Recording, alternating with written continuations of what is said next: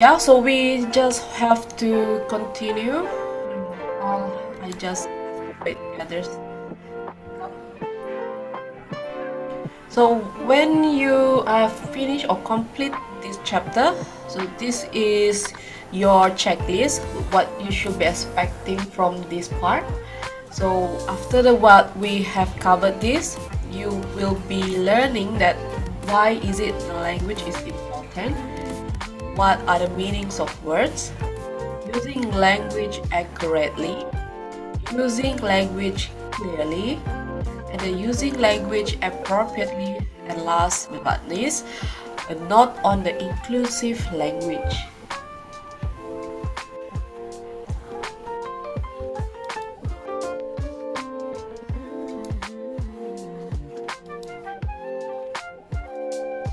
Okay, the importance of language. As you know that as a speaker, our words is our craft. Okay, so the speaker of the speech rely on the use of the words itself, and as the words they have the special use just like in any other professions. So you would imagine in the carpentry work or any other job positions, the job that in the carpentry, if we are in the carpentry doing word works, we will be taking a couple hours because it's not in our field, isn't it? But if it's done by the skillful carpenter, the work of the wood will be only can be done in 10 minutes, and with the right or appropriate equipment or tools. So you will this is you you can drive a nail with a screwdriver or turn a screw with a hammer. This is just to ensure that if you are a speaker, you need to use the right word in order to capture the attention of your audience. As for the carpentry here, if you use the right tools, then you can do your job very well. Just like if you want to screw any nut, you have to use the appropriate tools, right? So it is same with the public speaking. You must choose the right words for the right occasions. And a good speaker are aware of the meaning of words, both of their obvious and their subtle meaning. Meaning that the subtle meaning is what are the hidden meaning or behind of it.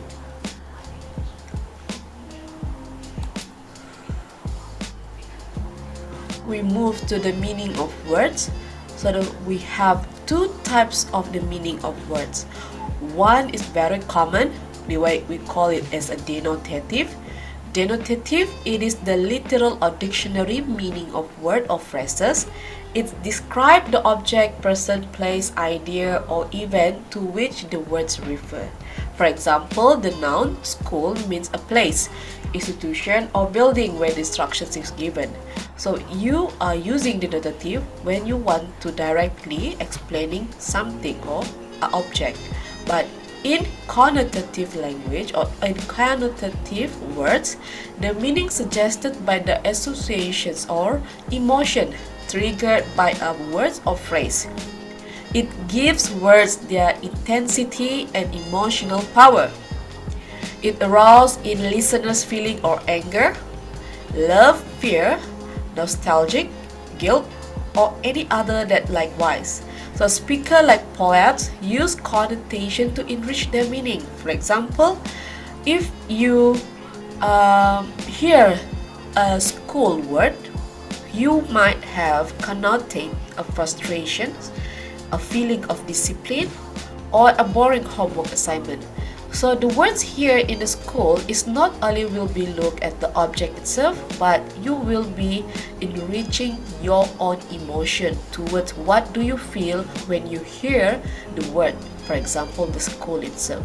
So it depends on your scheme of reference, your previous experience that you have encountered to this word school. If your school time is a very fun, then you will connotate a fun feeling of your school time.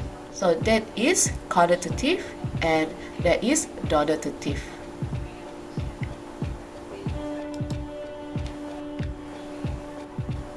Using language accurately. So, you know the meaning of thesaurus. So, the thesaurus is just like a dictionary when you want to find words that is similar words to it. Sometimes, if you didn't know what is the meaning of the word, you will go and look for the descriptions or definition in it in the dictionary or in the translation. You can Google it and you can looking for the meaning behind it. But for thesaurus, it's a book of synonym. Every word has shade of meaning that distinguish it from every other words. Yeah, for example, this is the show pictures, how that you want to say it in the show pictures. For example, appearing pictures or looking at pictures, anything that is synonym of the thesaurus or the synonym of the show pictures. Ask yourself constantly, what do I really want to say? So if you want to prepare for your speech, you have to constantly ask yourself what we call what is it you want to really say, and what do you want to convey your real feeling, what is actually you want to really express to the audience to understand you. So you need to find the best word to express your ideas.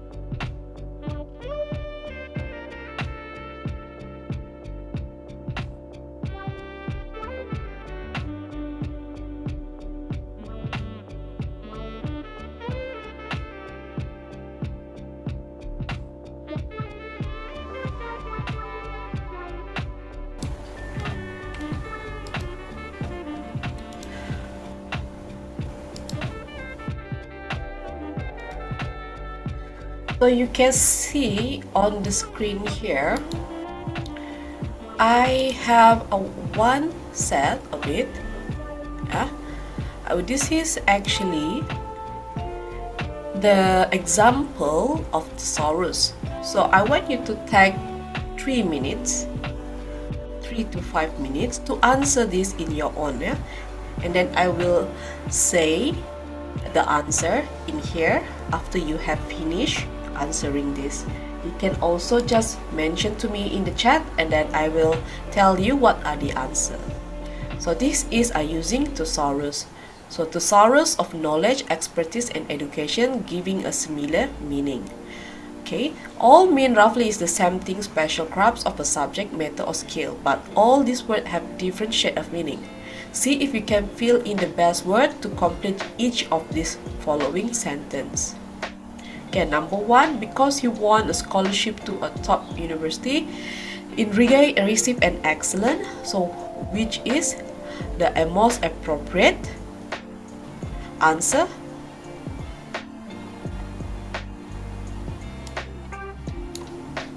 Okay, number 2, Sophia acquired her of Chinese history by reading a number of books on the subject. So what is the most accurate answer here?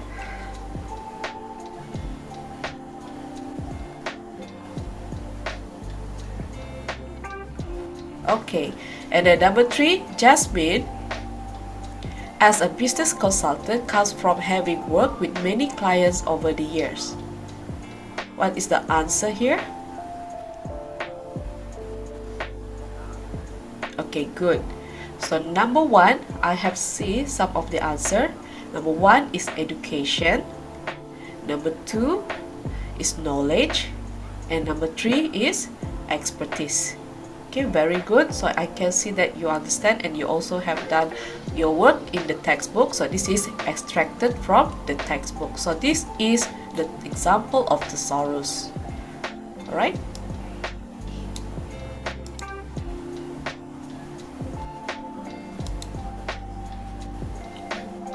So using language clearly, In using the word language clearly, you have to use familiar words, choose concrete words, and you need to eliminate clutter.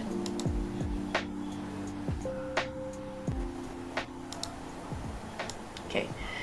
In using familiar words, use short and sharp words for better understanding, especially when using technical language. For example, below are the doctor trying to explain to a pregnant woman on the effects of drinking to her unborn child. So this is the first example. The deleterious effect of alcohol on the unborn child are very serious. When a pregnant mother consumes alcohol, the ethanol in the bloodstream easily crosses the placenta from mother to child and evade the amniotic fluid. So this is quite technical words, and there are a few of the jargon being used here. It might be our audience here, or our a mother, a pregnant woman here, why we don't understand what is the doctor want to say to her. Okay, so it's quite maybe a bit harder for what we call a normal average a receiver of this information. Number two is the example, which is quite normal and easier to understand. So let's we read this. When the expected mother drinks, the pregnant woman, alcohol is absorbed into her bloodstream and distributed throughout her entire body. Her begins to grab a cup of coffee, to aspirate, and take a little nap. But after the fetus being drowned in alcohol, the fetus begins to feel the effects, but it can't sober up and it can't grab a cup of coffee. It can't grab a couple of aspirin, and then the fetus liver are able to remove the alcohol, and at the end the fetus will drown with the alcohol. So you can have a better understanding and imagination in the second dialogue compared to the first dialogue here. So we want to use a familiar words when we want to explain clearly to our audience.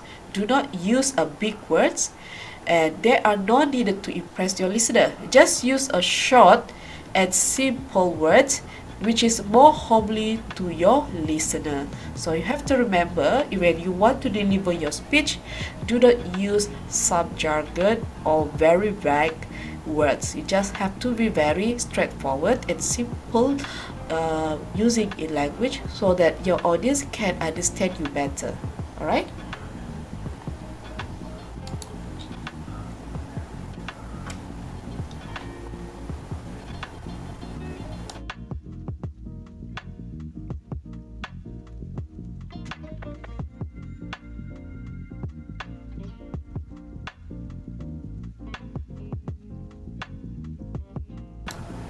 Choose concrete words. Okay, second, how to use a language clearly, you have to use a concrete word. What is concrete words? It is the word that refer to tangible, a real object, which is like example, places, people, and things. And this is more details of example, pencil, nose, and door. So we directly state it into a concrete or an object, or that is represent certain elements in here. And as for the abstract words in the concrete words, words that are referred to ideas or concept, and usually will be referring to a general concept or qualities or attributes. For example, humility, science, and progress. Usually, abstract words are necessary to express an ideas, but concrete words are necessary to claim the listener attention. So you can see that in this top of this word, technology is come from the abstract. Okay, and then you move it into a more concrete or to more specific definition. For example, Mark Zuckerberg here. So you want to find a technology under the social network. So you have to where we want to make it a more precise word or more accurate or clearly, you want to use a concrete word. Maybe you can do some of the filtrations or giving the words into more specific details so people can be having more clearly understanding what you want to say and get the big pictures of your main ideas that you want to deliver in your speech. So for example, you want to talk about the technology, and then you maybe want to go more details onto virtual community, and then virtual community will be involved with social network, and then you want to talk the developer of the Facebook, and then this Mark Zuckerberg will be the what we call more thorough, more focus on your speech, and you might be want to focus just to give a bibliography on the developer of the Facebook itself. So this is the level or the stages of how from abstract to a concrete word.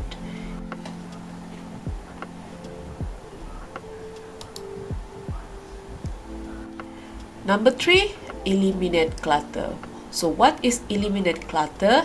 Clutter discourse that takes many more words than are necessary to express an idea. When you make a speech, keep your language lean and lively. Beware of using several words where one or two will do. Watch out for redundant adjectives and adverbs.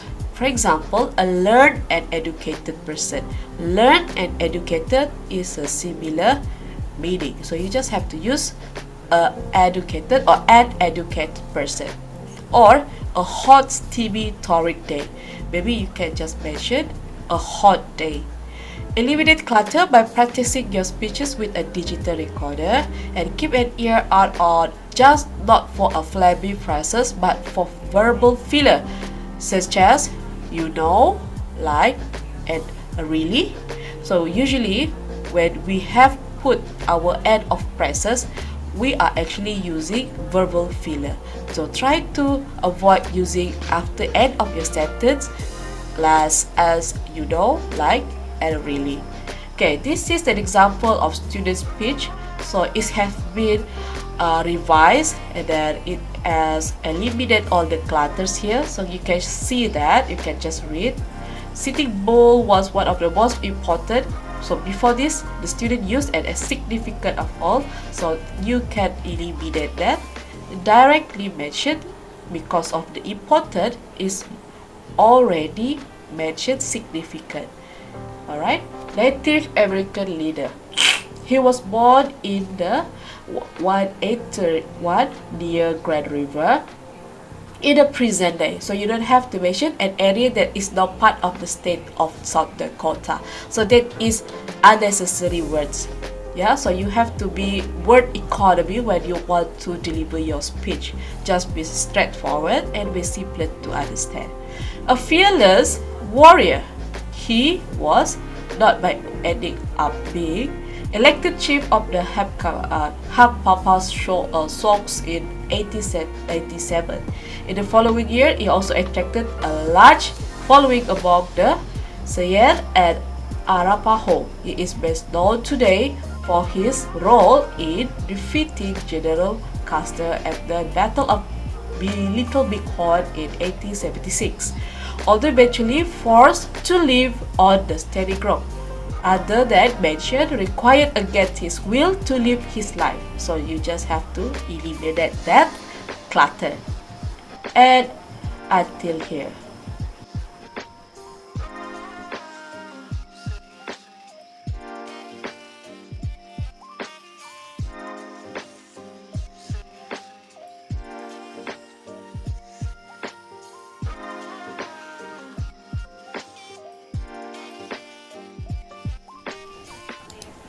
So far, do you have any questions, or there's something that you want to comment?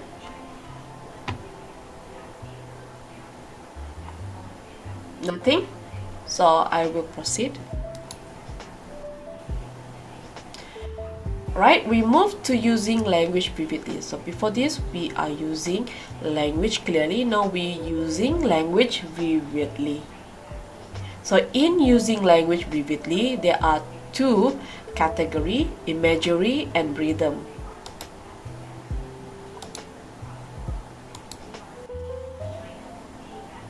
Using language vividly. Just as you can be accurate without being clear, so you can be both accurate and clear, but without being interesting. Yeah, sometimes this will be a speaker problem because you might be very dull, but you're trying your best to be most accurate and clear, but you delivering your speech very dull. Okay, so here is an example used by Barack Obama on how he used vivid language in his speech. So this is his speech where his will be pointed for the of what we calling for the pool for the presidential campaign. We gather here to honor the courage of ordinary Americans, willing to endure billy clubs and the chastening rod, tear gas and the trampling hoof. Men and women who, despite the gush of blood and splintered bone, will stay true to their North Star and keep marching toward justice. They did as the scripture instructed: rejoice in hope, be patient in tribulation, be constant in prayer. And in the days to come they went back again and again. When the trumpet call sounded for more to join, the people came back and white, young and old, Christian and Jew, waving the American flag and singing the same anthem full of faith and hope. So you can see that how is vividly Obama want to portray on the fighting of the America, how that is the importance of the people in a different culture to be together in order to build the nation. And they also using a vivid of a war here, a gush of blood, a split of bone. That is very dramatic words what we say. So if you are speaker, you try to use any concrete or abstract word in order for your audience can be imagine what you want to say. So this is an example of imaginary as well. So imaginary and rhythm. So imaginary is the use of vivid language to create mental images of object, action and ideas. Just now we have the ideas, we have the mental images of the object or the action that the Obama trying to convey. As for the rhythm, the pattern of sound in the speech corrected by the choice and arrangement of words. You can see that the arrangement of the last syllable in the words in the speech is quite repeated, and this is quite parallel to what the syllables are or the consonant are being pronounced. There are three ways to generate imaginary: concrete words, simile, and metaphor. Okay, in concrete words, like before this, all of the mental impression of sight, sound, touch, smell, and taste have been used. For example, when one ranger fell, another will take his place. When one rope was cut, a ranger will grab another and begin his climb again. They climbed, shot back, and held their footing. So you can see the concrete word that been used in order for us to imagine how this ranger in the war will be doing and what the action are they doing. So you can imagine, you have your mental imaginary on all this how it can be happening. As for simile, an explicit comparison introduced with the word like or as between things that are essentially different yet have something in common. For example, with eyes glued on their phone, pedestrians walk the street like a zombie after the apocalypse. So you imagine the person, pedestrian, the people walking at the zebra walk while looking at the phone without looking in front. So you can see that a lot of that is like a robots, right? Like a zombie after the apocalypse. So they will be imagine that you can imagine because you know, because you have watched zombies movie, so you can see how they will walk by in the street, so they can put that imagination in your mind. Okay, that is simile because you want to use the word like or as. Or you can use a simple word, for example, fresh as daisy, Yeah, beautiful as moon, or hungry as a bear. Okay, so that is you using as to use what we call to compare two different uh, two different things that has a share some common elements. Metaphor. It is an implicit comparison not introduced with the word like or as, but between two things that are essentially different, yet have something in common. Metaphor does not contain words like as. For example, like simile just now. Being a fish out of water is tough, but that's how you evolve. So you can imagine, right? You have the mental image that if the fish is out of the water, they are having the difficulty to breathe, or they need to be on the inside the water to be alive. But imagine yourself as if you are the fish and the outside of the water. They trying to say that they're trying their best to live out any or difficult way. So this is to giving a metaphor that human, how hard that you life will be, the hardest will be. You try to don't give up at the last of your breath. You try to live at the last of your breath and don't give up, as you can still walk, or you can still manage to get stand or get up after your losing. So that is what they're trying to say here. And not only that, we also have some things like mentions just this. Finishing last does not mean a loser, nor finishing first does not mean a winner. For example, when you are in the life, maybe somebody here get some success in a fast time, so in a fast track. Sometimes your time will be take a longer, because good things take times, isn't it? So you will be imagine that, okay, so yourself we might be take a slow step in order you to be success. So this is what the meaning of this, not just that like we will be finished earlier, then it doesn't indicate that you are winner. It must have a certain of the changes of the consequences of that, but depends on how that you will be react to it.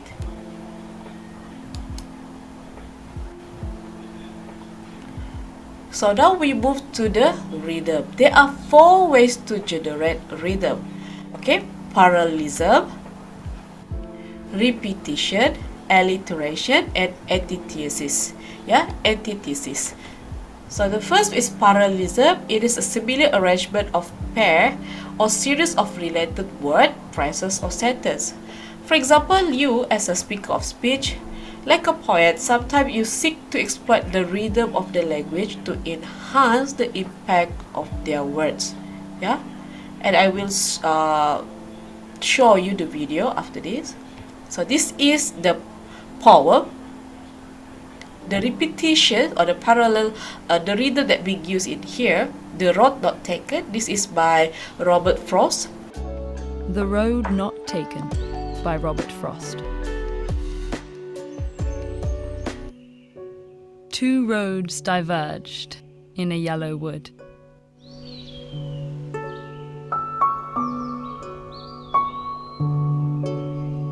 And sorry I could not travel both and be one traveller.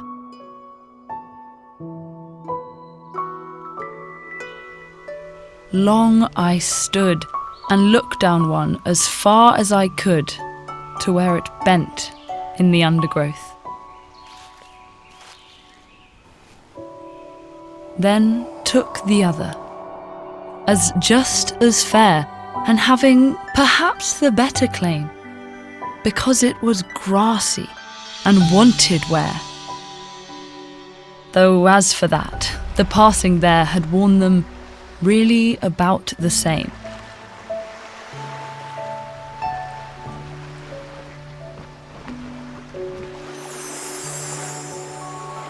And both that morning equally lay in leaves no step had trodden black. Oh, I kept the first for another day. Yet knowing how way leads on to way, I doubted if I should ever come back.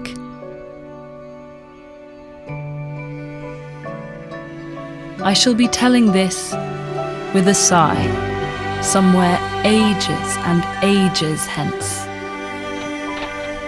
Two roads diverged in a wood, and I took the one less travelled by. And that has made all the difference.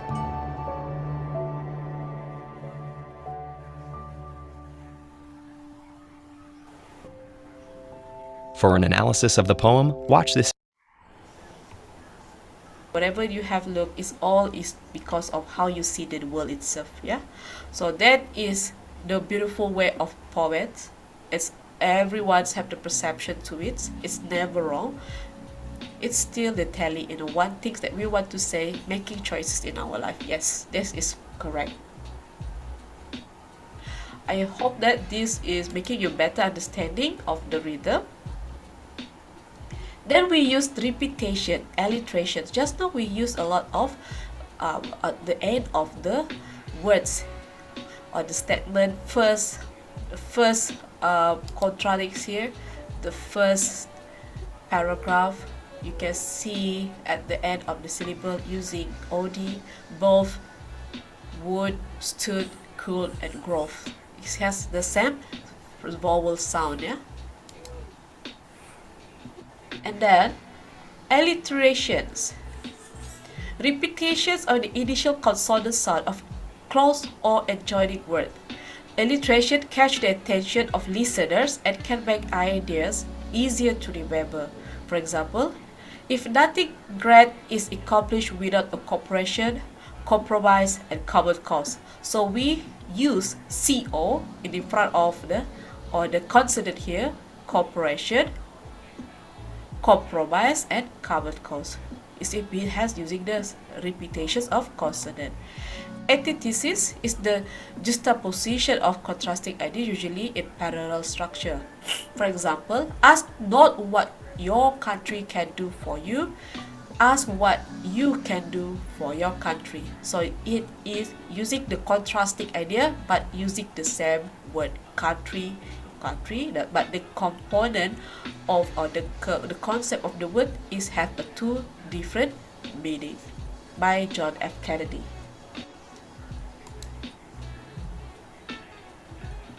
We move to using language appropriately. So in using language appropriately, it falls under occasion, audience, topic, and speaker.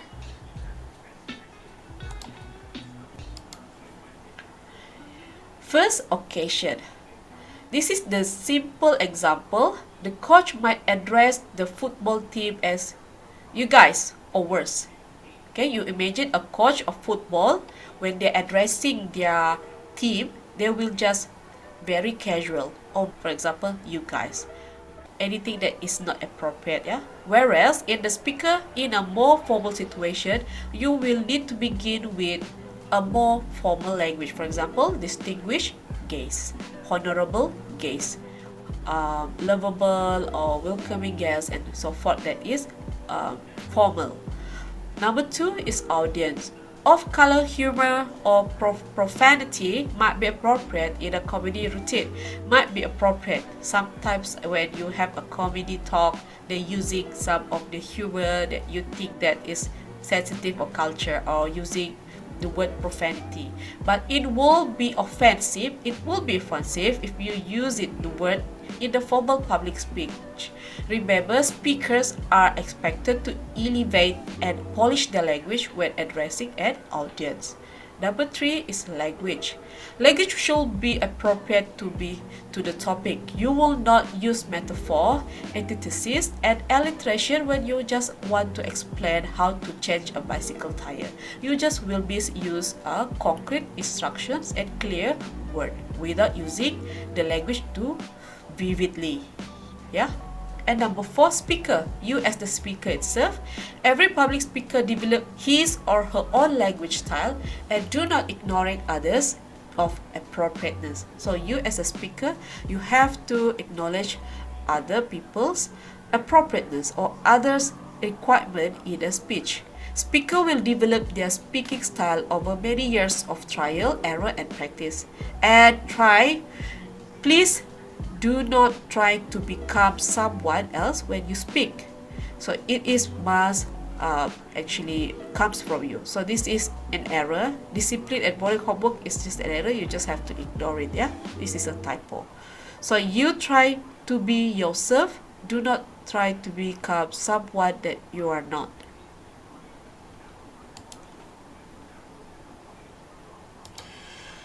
Language that does a stereotype, demean, or patronize is actually we're talking about inclusive. So inclusive is we're talking about patronizing, demean, stereotyping, or the people that using the word on the basis of gender, race, religion, disability, sexual orientation, or other factors. For example, in the inclusive language, we try to say here, each time a surgeon walks into the operating room, he or she risks being sued for malpractice. Rather than you just saying, each time a surgeon walks into the operating room, he risks being sued for malpractice. So we don't want to assume only a male is a surgeon. There are female as well, a surgeon. So we have to address both gender here. Number 2, avoid the use of man when referring to both men and women. For example, in a large comet struck the earth, it could destroy all the mankind. So mankind is here is usually for male. So it is more appropriate if you say like this, if a large comet struck the earth, it could destroy all human life. So it will be appropriate, which is addressing both men and women.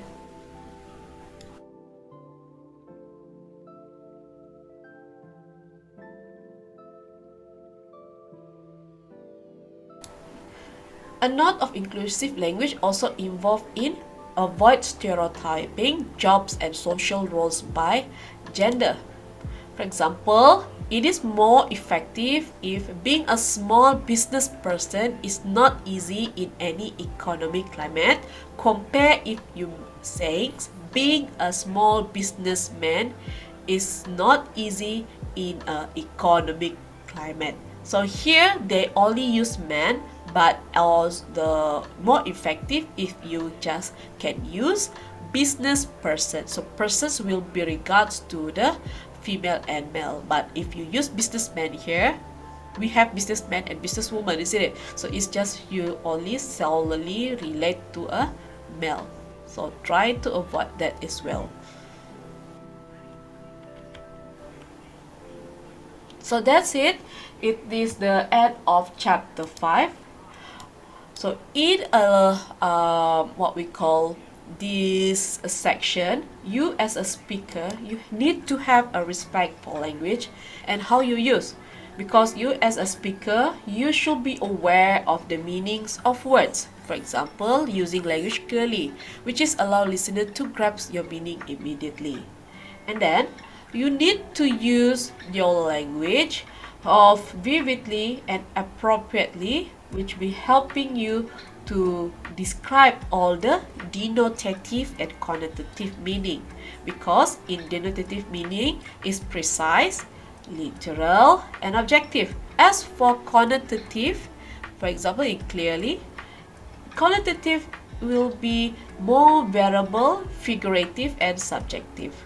And then it must be included your own emotion and feeling. You have to remember when you use connotative, it will be associated with emotion inside the word. Okay? And please use language appropriately, adapting to the particular occasion, audience, and topic at hand. So you want to ensure that when you want to say something about on the background of the occasions, or when you want to talk about certain people in a certain area, You have to use an appropriate word or sound of it. Okay, and you also have to eliminate verbal clutter. So make sure you remember verbal clutter. Please use word economy. Only use a speech that is just good enough for people to understand. Okay, and of course you want to bring your speech to alive, so you have to use your imaginary when you want to explain something, or you can use a rhythm because it will be increase the what we call the parallelism or the repetition, or increase the interesting way of people to listen to your speech. And you also have to remember the subject of inclusive language, which is can be complex because it is the usage that become widely accepted. There is no aspiring speaker can afford to ignore them. Usually, this is involving with gender roles or anything that is involving with woman and male. So you have to ensure that you use a gender neutral in your language.